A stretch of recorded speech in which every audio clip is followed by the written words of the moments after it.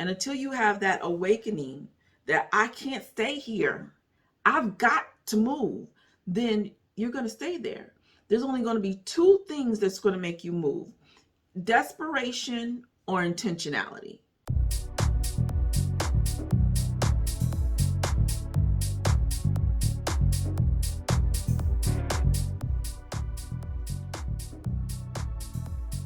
Welcome to another episode of Becoming with Angelina Watkins, where we are turning dreamers into believers and doers, where we are sharing open, candid conversations about how we've overcome to reach a level of success and how we're living life on our terms. And we are here to give you a fresh perspective and blueprint to win at love, life, and money. And I'm your host, Angelina Watkins, your queen of becoming, here to help you become who you're supposed to be so that you can do what you're supposed to do, so you can live the life that you're supposed to live. Now, I am so excited about today's episode because today's episode is all about a viewer's Q&A, okay?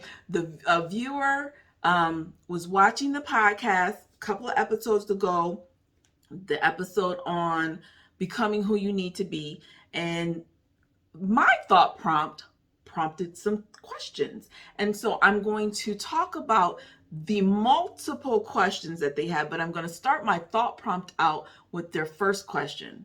But then, of course, my answer to that question then turned into a slew of questions that I decided that I'm going to make it into a masterclass. So we're going to get right into it, okay? We're not going to waste any time because I love it. I love it when you all ask me questions. I love it when I'm helping you become. I love it when I'm helping you get that understanding that you need. It just drives me. But before we get into it, y'all, don't forget to like and share. Hit that subscribe button to this channel, okay? Share it with your friends so that we all can become who we're supposed to be and live that abundant life, all right? And of course, if anything ever resonates with you, give me a comment. Ask questions in the comment. I love the interaction. All right, let's just get into it. Okay. The question was, well, let me first play what prompted them to ask the question. So a couple weeks ago, I did an episode on becoming what you need to be, but I had a thought prompt where I took a Facebook post where someone was talking about asking God what you should be doing. And because you've been in waiting so long, sometimes you just don't even know what you should be doing. And I said, I don't believe there was a waiting mode that we should always be doing. But let me just kind of play this clip and we'll get into what the questions were. So here we go. Y'all, it should always be a season of doing. We should always be doing. I got the revelation years ago that if you want to constantly be reaping a harvest, you have to constantly be sowing. Now, yes, there's some things that are not going to manifest immediately. There's some things that you're going to have to wait on, and that's the waiting season. But what are you doing in that waiting season? What are you doing while you're waiting for this thing to manifest? What you should always be doing something. You should always be sowing seeds. Okay, so here we go. The question that came to me, and so I wrote them down because there's multiple of them, but what does waiting look like? What if you don't know what to do? So of course, I said there should never be a waiting season or a waiting mode, that we should always be sowing so that we're reaping a harvest. We should always be doing something. We should always be pursuing something. And I truly believe that. But the question for this person was, well, then what should we be doing? You know, what does waiting look like? What if you don't know what to do? And my easy, quick answer for that is just do something. I hate it. I know people hate it when I say that. I tell that to my clients. It doesn't matter what you do. Even if it's the wrong thing, God will make it the right thing. Even if it's the wrong thing, God will find a way for you to use that thing.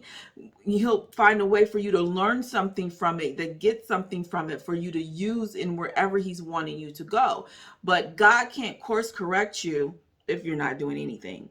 And God can't tell you you're headed in the right direction if you're not doing anything. So even when we've done some things and we might be waiting on some things, we need to go ahead and still be working on some things. And so what does that look like? What should we be doing? If you don't know what to do, what should you be doing? The becoming becoming who you need to be, unlearning some of these self-sabotaging behaviors you have, unlearning some of these ideologies that you have that you've been living by that's been keeping you away from the abundant life that you want. You should be becoming. You should be working on you. You should be developing yourself professionally and personally and getting ready for those opportunities that are coming. You should be working on you. But in order to work on you, you got to be working on something. So you got to be working on something. You got to be doing something so that you can develop yourself. So find something to do. Find something that's going to help you grow. Find something to do that's going to help you evolve. And if you don't know what to do, you can always volunteer. You can always go and give to the needy. Go down and volunteer at the soup kitchen. You can go volunteer to at the girls and boys club. You can go volunteer at what is that mentor thing? I forget what it called, but where big sister, big brothers, I think it was called. Just do something, y'all. You got to do something, because when you do something, it helps you develop yourself and it helps you grow and it helps you evolve in your being. So when opportunities come, you'll be ready and prepared. What we have to do is stop being so worried about doing the wrong thing. Stop being so worried about making a mistake, because the mistakes turn into the right thing. A lot of the things that we use today came out of somebody doing the wrong thing and making a mistake. The post-it notes came from someone trying to make some type of glue that didn't stick, but guess what we got? We got post-it notes. The microwave was a mistake. Somebody was trying to do something else and we end up with the microwave. What I'm trying to tell you is make the mistake. For all you know, your mistake could be the $1 million idea that's going to make you a millionaire. Just do something. Just do anything. Do what your heart desires. Okay? While you're waiting on some other things, do you. Enjoy life, get to know who you are, and grow and evolve. And so this is going to lead me further into the masterclass, because that question led into a slew of other questions that I do want to get into, because I think that if that person has this question, then a lot of you probably do as well. So the question was this, and let me kind of set this up, because this person had been in school, they were struggling in college, and they were not getting the work. They weren't understanding. And so by the time they understood one part, the class had already moved on to another section. And it was like, well, now I'm trying to play catch up. And I don't know what to do other than now they're shutting down and they're giving up. And the question that came to me was this: what if you don't have that type of attitude to grind and get out of your comfort zone, and you just give up and you stay in your comfort zone? Okay?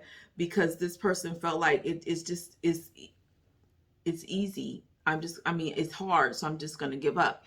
And my thoughts on this is this: that person or anybody in that situation, you have a hard time bouncing back. And what you have to do is up your bouncing back game, your rebound game. How do I catch this ball on the rebound and keep this game going instead of letting it die? And so what has happened is that we don't have a bounce back game, and we don't have the ability to push through, and we just give up, because it's easy to give up, and it's our human nature to go to and gravitate to what is comfortable and what is easy. But we don't grow if we're not challenged. So if you have a class that you're struggling in, you're being challenged, and you have to be stretched in order to grow and develop. And to give up, you're not going to grow and develop. And so I would encourage you to push through. But how do you push through? It's not always easy to push through. What you have to do to push through is to you have to work on you.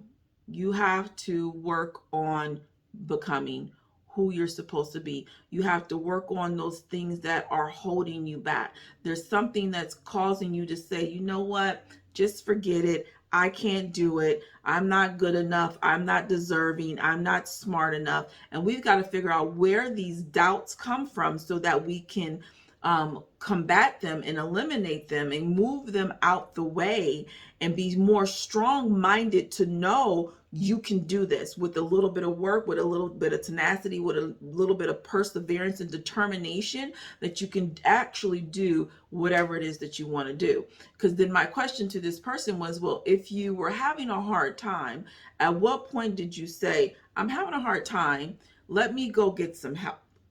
And how many of you are out there that are having a hard time and you're not asking for help? And I'm not talking about just school.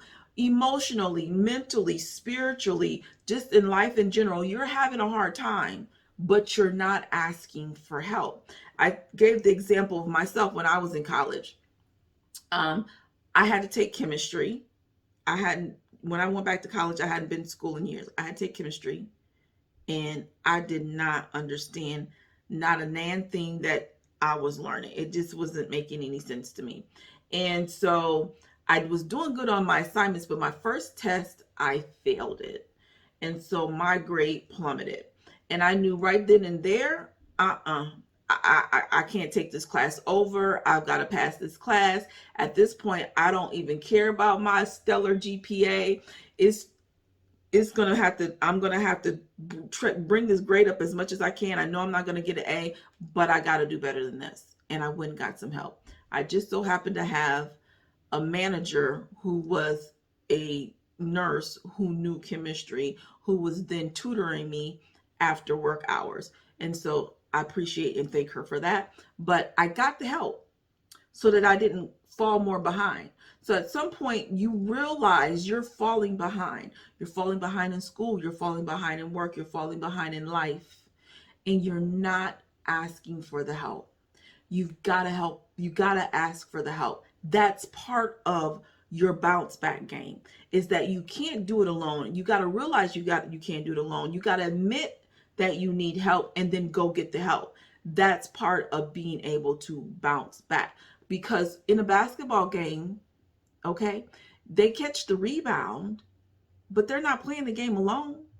He's going to dribble and he's going to pass that ball, and they're going to dribble and they're going to pass that ball, and they're going to go ahead all the way down to the other end of the court to make that basket. So here it is. You're doing a rebound by yourself. Dribble the ball and pass it. Why can't you dribble the ball and pass it? You just can't keep doing this alone. Okay. So the next question was this, because they can't, well, still staying on that about the attitude and getting out of your comfort zone. Once you begin to heal, once you begin to build emotional intelligence and strengthen your mindset and how you think and how you see things, that's going to be the only way you can build an attitude of tenacity and perseverance and determination. And I'm not going to stay where I'm at. But right now, as long as you are where you are, as long as you're comfortable there, that's where you're going to stay. And until you have that awakening that I can't stay here, I've got to move, then you're going to stay there. There's only going to be two things that's going to make you move: desperation or intentionality. So when you become desperate enough, your back is up against the wall, you have no choice but to do something, then you'll get out of that comfort zone and do what you got to do to change your life and change yourself to make things better. Okay. Then there's times where you don't even have to wait for desperation. You don't have to wait till things get worse. You can just have intentionality of saying, I'm going to do this. Make a decision and just do it. You need intentionality. A lot of you are waiting to be motivated and inspired. You're never going to get anywhere if you keep relying on your emotions to push you through, because your emotions is what's keeping you down. So the emotions are not going to push you through. So if you're waiting to be motivated, and you're waiting to be inspired, and you're waiting for someone to encourage you, and you're waiting for someone to push you, and you're waiting for someone to pull you up out of your rut, then you'll be there for a long time. You got to learn to pull yourself out the rut. And the only way to pull your own self out the rut is with intentionality of saying, I'm going to do it even though I don't like it. I'm going to do it even though I don't feel like it. I'm going to do it even though I'm not quite sure. I'm going to do something. Okay. Now, what does spiritual waiting look like? It's a good question. What does spiritual waiting look like? Spiritual waiting looks like I'm going to say it and then I'll explain it. Spiritual waiting looks like you waiting on God. It looks like you letting God be God. It looks like you not putting your hands in things, trying to fix everything, but letting God fix some things. It looks like you controlling what you can control and leaving those things that you can't control to God to handle. And that's where a lot of us get into some trouble, is because we want to put our hands in everything. We want to solve everything. We want to fix everything. We think we can do everything, and we don't know how to stay in our lane and let God be God and God run the lanes that he's supposed to run. Now, God does allow us to solve some problems, but we're not supposed to solve all the problems. You're not to be the fixer of everything. And some of us want to be the Messiah. We think we're the Messiah. We're supposed to fix our family. We're supposed to fix our friends. We're supposed to fix our co-workers. We're supposed to fix the world. You're supposed to fix part of it, not all of it. So sometimes you got to realize there's some things that you cannot control. And one of those things that you cannot control are other people. And we have to stop trying to control other people. We got to stop trying to tell them what to do, when to do it, how to do it, and who to do it with. And we've got to start allowing other people to make decisions for themselves. Control what you can control and let God do the rest. That's what spiritual waiting looks like. It looks like in the meanwhile, I'm going to continue to build my relationship with God. I'm going to continue to build on my faith and my trust in God, and doing those things to bring myself closer to God and understand who he is, and so that I can have the hope and the faith and the trust that I'm supposed to have. Because frankly, if you're not waiting on God, there's a trust factor there. If you're not going to wait on him to do what he's supposed to do and make things happen for you, then we've lost some trust in him, and we've got to build that trust back. We've got to get that faith that God is going to do what he said he's going to do. God is going to make those provisions, and he's going to come through for me. And we've got to know that sometimes it's not about our time, it's about God's timing. And then sometimes that's where that waiting comes in, and you're waiting for things to happen and they're not happening. What should you be doing in the meanwhile? Well, let me give you an example. So I went to college, I graduated from college. While I was doing my capstone paper, I had the epiphany that I wanted to be a change maker. I want to be a change agent. This is what my purpose is supposed to be, to change things, to help people transition through change. Now, what had happened was I had made and set a goal that I didn't want to be a manager or a director or a CEO or anything like that, which is kind of crazy since now I done started my own business. But at the time I said I didn't want to be the actual leader. I wanted to be at the table with leaders to influence the decisions that they make. That's what a change maker does. We come in and we influence and we persuade and we negotiate and we help you see a different way and a better way. I just wanted to be at the table. I didn't want to be the decision maker. I wanted to be at the table to help the decision maker.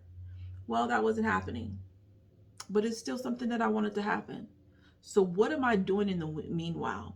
What am I doing as I wait? I was working on me. I was developing me. Okay? I was working on my attitude. I was working on my behavior. I was working on my anger. I was working on my patience.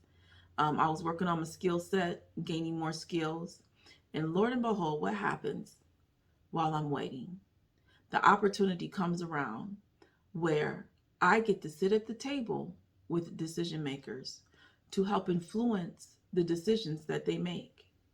But while I was waiting, I wasn't sitting down. I was still busy.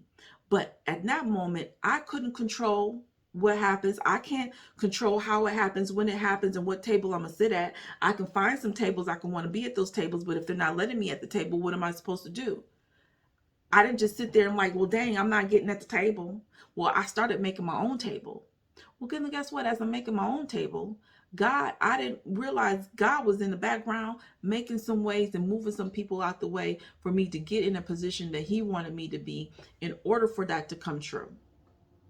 And then because I was working on me, guess what? I was ready for the opportunity when it came.